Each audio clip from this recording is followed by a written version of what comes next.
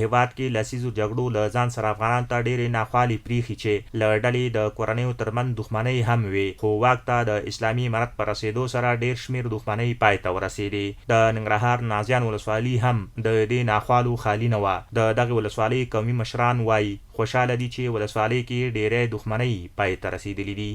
داسې دښمنۍ د نازیان په ولسوالۍ کې ختم شوې، داسې جوړې پکې وشوې چې دا نسلونه د زموږ خوشحالۍ په دغه باندې اظهار کا چې ګرځي، ځکه چې په کلونو دا جایدادونه سپېرو کې ختم شو.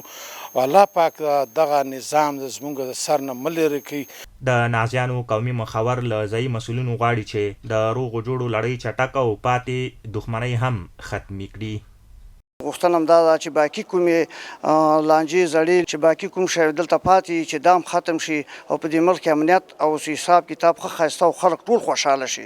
دغه راز نازیان ولسوال وایي نازیان ولسوالۍ کې د کورنیو ترمنځ لسګونه لوی او وړې دښمنۍ ختمې کړي او پاتې هغو ته به د علماو او قومي مشرانو په منځګړیتوب د پای ټکی کېږدي.